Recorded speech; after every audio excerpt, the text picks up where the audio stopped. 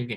तो देखिए आज हम करेंगे ट्रेसिंग, जो कल पढ़े थे उससे आगे थोड़ा सा, कि कल हमें एक लाइन में सॉर्टिंग मिला था तो उसके आगे कैसे चेकिंग करना। ठीक है। तो इसके लिए सिंपल सी चीज है कि जब हमारे पास कोई भी सेट आता है तो उसका क्या चाहिए, हमें स्केमेटिक लेआउट कुछ न कुछ चाहिए, जिससे क्या आगे हम उसकी पूरी की पूरी ट्रेसिंग कर पाए। ठीक है। देखिए ये एक मॉडल है, जो ब्रांड है उसका मॉडल नंबर है, जो मैंने इस बोर्नियो टूल के अंदर खोल के रखा हुआ है। ठीक है, आप लोगों का टाइम बचाने के लिए। तो यहाँ पे हम ट्रेसिंग करेंगे कि सबसे पहले प्राइमरी पावर सेक्शन में कहाँ कहाँ पे वोल्टेज बनती है। ठीक है। तो पकड़ते हम बैटरी कनेक्टर को और वहीं से हमारी ये लाइन आगे बढ़ेगी। ठीक है। तो बैटरी पे हम सबसे पहले देखेंगे कि यहाँ पे क्या बन रहा है। यूएसबी हमें कनेक्ट करना है।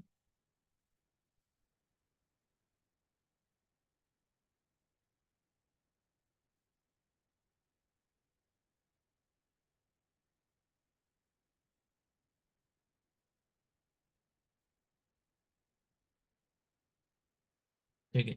यहाँ पे कोई भी वोल्टेज नहीं मिल रहा है क्योंकि बैटरी कनेक्ट नहीं है, तो विदाउट आईडी वोल्टेज नहीं बनेगा। आगे देखते हैं कि इसके अंदर और कौन कौन सी प्राइमरी में हमारी वोल्टेज बनती है। ठीक है।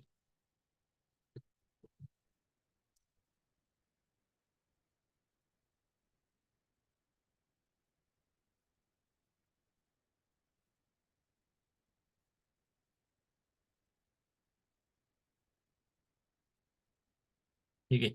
इस आईसी के अंदर आए हैं हम, जो हमारी वी बैट की सप्लाई सबसे पहले इसके साथ कनेक्ट रहती है। तो यहाँ पे हमारा प्राइमरी वोल्टेज कौन सा बनता है, जिसको कॉलकम में क्या बोले थे, वीपीएच पावर। ठीक है। तो यहाँ पे है W S charging L1301 1 micro Henry का एक इंडक्टर। ठीक है। इंडक्टर के बाद आगे देखते हैं तो C1305 नंबर का एक कैपेसिटर है, जिसके ऊपर हम ट्रेसिंग करेंगे कि वोल्टेज ये वीपीएच बन रहा है या नहीं।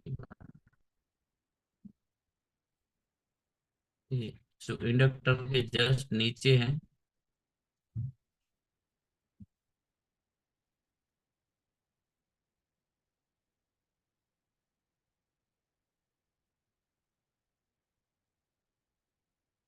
0.6 वोल्टेज बन रही है।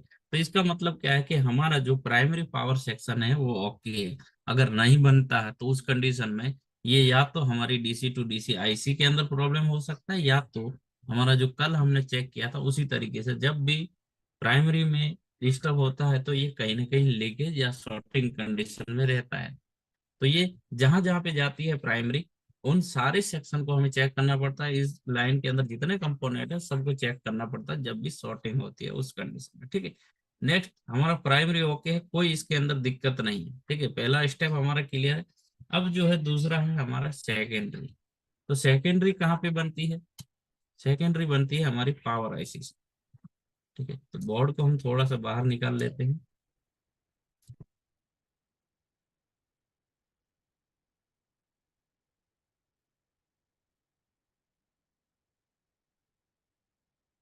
ठीक है, क्योंकि ये इसकी अपोजिट साइड है इसकी पावर आईसी, इसलिए। ठीक है।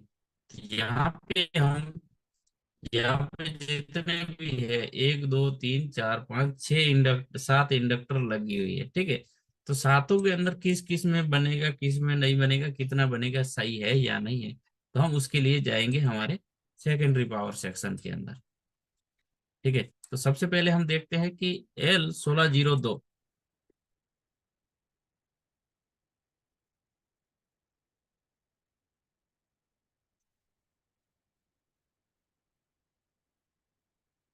ठीक है। इसके ऊपर कोई हमारा वोल्टेज बन रहा है या नहीं बन रहा है, कितना, 0.86।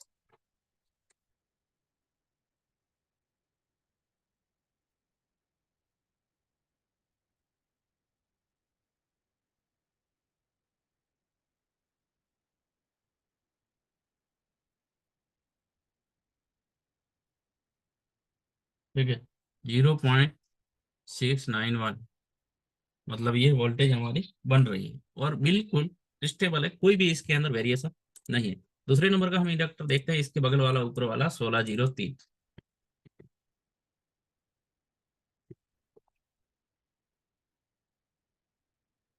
ठीक है। इसके ऊपर भी 0.86 86।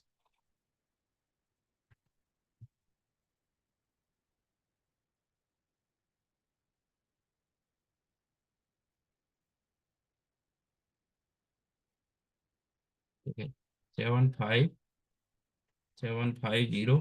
ठीक है, मतलब ये भी 0.8 के करीब हमारी बन रही है, कोई दिक्कत नहीं है। नेक्स्ट इसके बाद आगे देखते हैं, तो 16 0 7।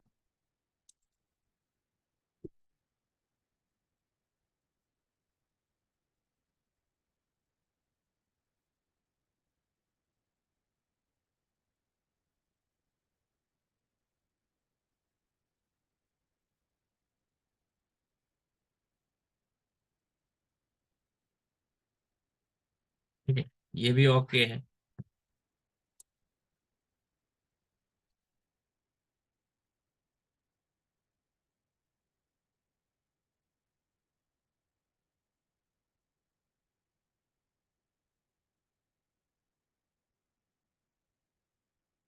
ठीक है, 16 0 6 और 16 0 1 दोनों इंडक्टर क्या है, आपस में कनेक्ट है। ठीक है।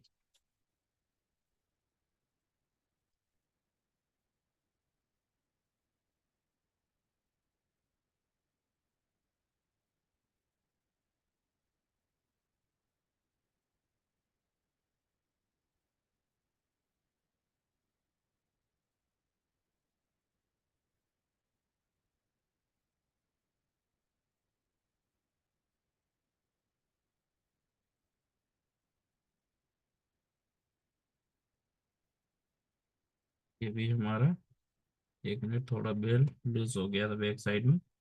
0 पॉइंट।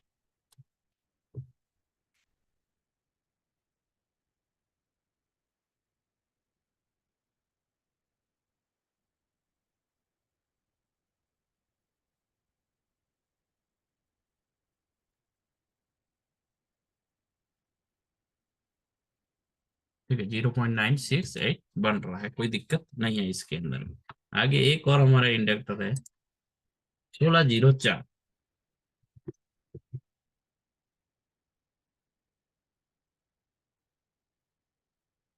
ठीक है, 1.225।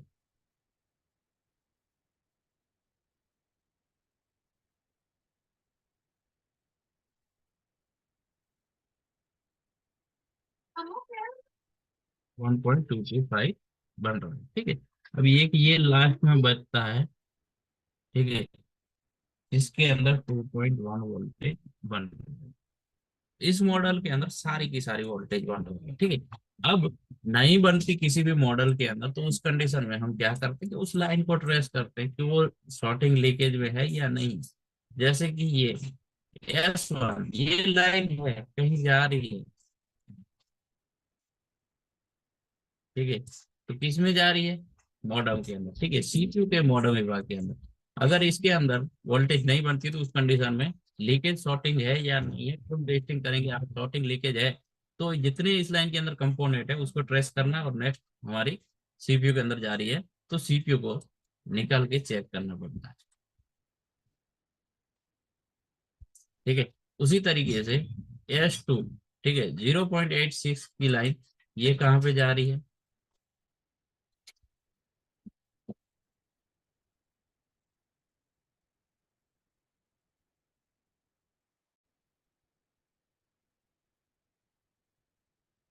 ठीक है, CPU के अंदर ही जाती है। कौन सी है, CPU की कोर लाइन है। इसमें भी अगर नहीं बनता, कोई वेरिएशन में रहता, तो उस कंडीशन में हमें चेक करना पड़ता है कि CPU के अंदर ये लाइन जहाँ जा रही है, तो इसकी CR वैल्यू क्या है, इसके अंदर कोई लीकेज शॉर्टिंग कंडीशन है या नहीं। और उसके अलावा ये इस सेक्शन के अंदर भी आती है, CPU के SDC के अंदर। ठीक है, फिर है विरेज S3 1.225। ठीक है, तो विरेज S3 1.225 ये कौन सी है, तो इसको बोला जाता है लोअर एंड। ठीक है, जो बोर्ड में जहां जहां पे रिक्वायरमेंट रहेगा पावर के अंदर आएगा, और उसके अलावा बोर्ड में जहां जहां पे भी इसकी रिक्वायरमेंट रहेगी सभी जगह पे जाएगा।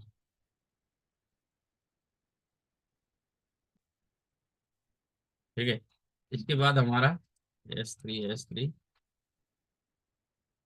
S3 है।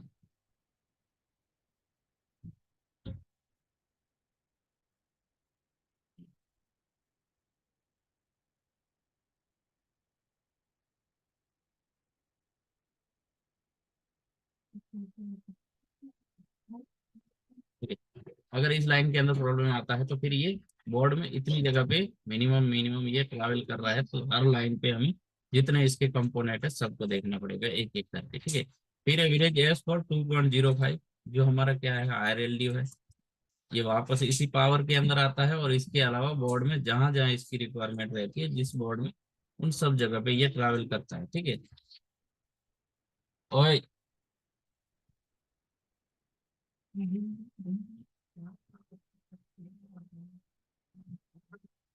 ठीक है, इसके बाद है विलेज S5 और S6। ठीक है, 0.862 की जो लाइन किसके लिए है, जो है हमारे CPU के एप्लीकेशन प्रोसेसर यूनिट के लिए। ठीक है, APC विभाग के लिए। नेक्स्ट इसके बाद हमारी एक है विलेज S7। ठीक है, तो टोटली इस पावर के अंदर कितनी बक बन रही है, 7 बक बन के जा रही है। ठीक है, विलेज S7 0.915।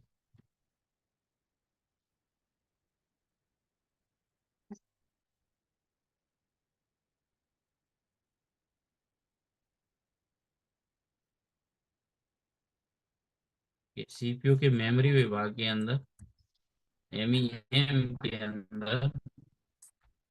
ठीक है,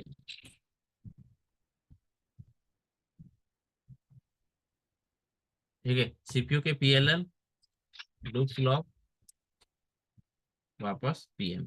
ठीक है, तो इसको क्या बोला जाता है, तो पावर IC के अंदर मोबाइल के बोर्ड का ये सेकेंडरी पावर। ठीक है, प्राइमरी पावर सेक्शन में क्या है, VWAT और VPL जो हमारा ओके। सेकेंडरी पावर सेक्शन के अंदर सबसे पहले हमारा बक सेक्शन है। ठीक है, तो यहाँ पे हमारा क्या है कि बक ओके है।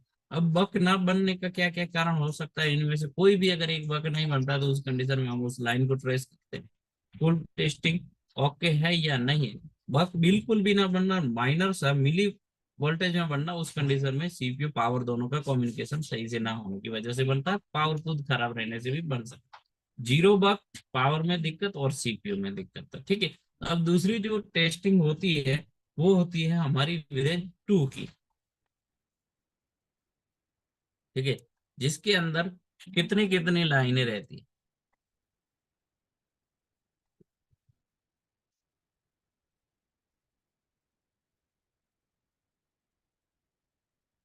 ठीक है, तो ये है हमारा विलेज LDO 2 सेक्शन, जिसके अंदर इस पावर IC की क्षमता है कि 23 लाइनें बनानी। ठीक है, तो ये 23 लाइनें चेक करने के लिए हमें हर कंपोनेंट को चेक करना पड़ेगा। इस लाइन के अंदर जितने भी ये पैरेलल कंपोनेंट है उनके ऊपर वोल्टेज चेक करेंगे तो ये हमें बताता है।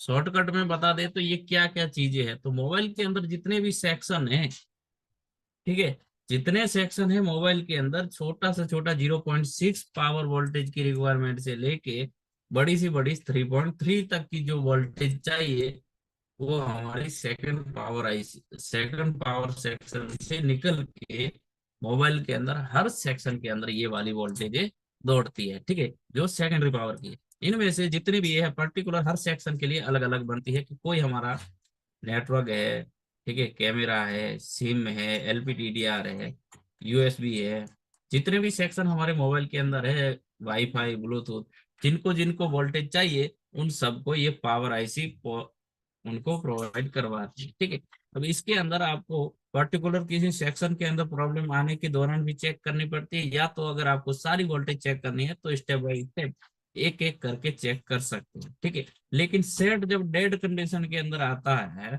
तो उस कंडीशन के अंदर आपको ये सारी की सारी वोल्टेज कभी भी नहीं बनेगी। ठीक है, ट्रेसिंग का भी मैं बता देता हूँ कि देखिए, अगर सेट डेड कंडीशन में है तो ये 23 की 23 आपकी नहीं बनेगी। क्यों नहीं बनेगी, तो देखिए इसमें से बहुत सारी ऐसी विलेज की लाइनें रहती हैं जो हमारी सेट ऑन होने के बाद बनती है। ठीक है, तो डेड सेट के अंदर उसका काम ही नहीं है और वो बनेगी भी नहीं। ठीक है, तो इसके लिए आपको क्या, किस तरीके से आप फाइंड कर सकते हो कि कौन कौन सी बननी चाहिए। यहाँ पे 23 है आपके पास, डेड सेट आया है, आप हॉट टेस्टिंग कर रहे हो, और उसके दौरान आपको कौन कौन सी वोल्टेज बननी चाहिए, ठीक है, जो सेट को बूटिंग कंडीशन में ले जाने के लिए।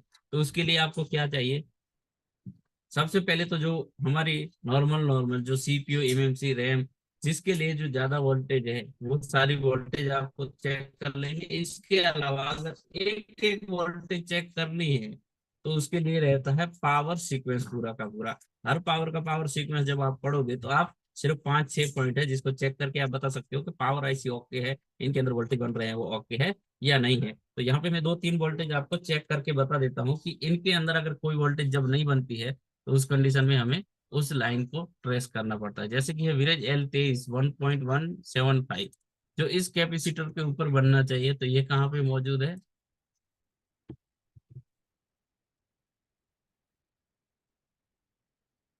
ठीक है, इसकी अपोजिट साइड में है। यहाँ पे हम चेक कर लेते हैं।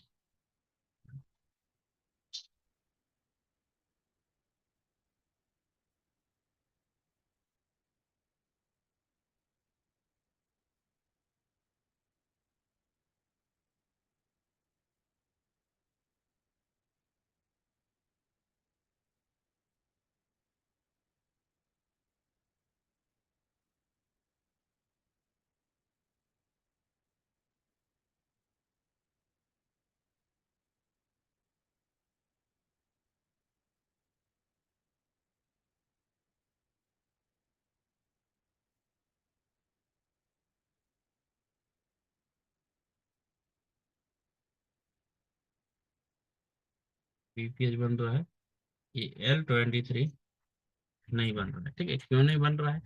तो देखिए, इसी तरीके से नहीं बन रहा है तो आपको इसको जानना पड़ेगा कि ये किसके लिए है।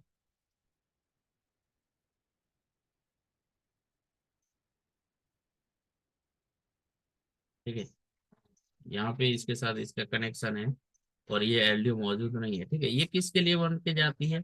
VCF DVD. ठीक है, कैमरे की 1.2 की सप्लाई, जो बिल्कुल भी नहीं बनेगी। क्यों नहीं बनेगी? जब तक कैमरा अवेलेबल नहीं है तब तक नहीं बनेगी। ठीक है, तो हमारी जैसे रहती है 3.3, 1.8, 2.8, 1.2, 0.9, ये सारी सप्लाई बनती है जो बूटिंग के दौरान सीपीयू को रिक्वायरमेंट रहती है, वो सारी की सारी हमारी बनती है।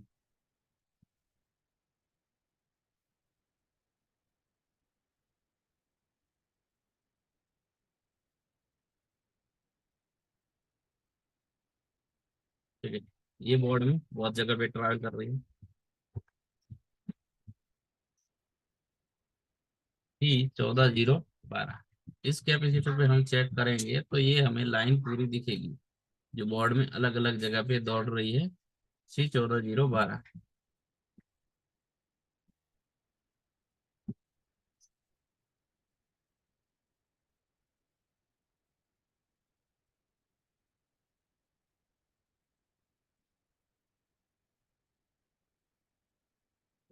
1.797। इसी तरीके से जो जो हमें सेट के ऑन होने के दौरान जो जो सप्लाई चाहिए वो सारी चीजें हम स्टेप बाय स्टेप ट्रेस कर सकते हैं। जो इस पावर की क्षमता है 23 की, किसी किसी पावर की क्षमता रहती है हमारी 16-18, तो जितनी उसकी क्षमता रहती है वो सारी चीजें चेक करनी पड़ती है। और जब ये नहीं बनती है तो इसके रीजन रहते हैं कि या उस लाइन के अंदर लीकेज शॉर्टिंग कंडीशन है, या उसको रेगुलेट करके जो आउटपुट कर रहा है उन पावर आईसी के अंदर हमारी प्रॉब्लम हो सकती है।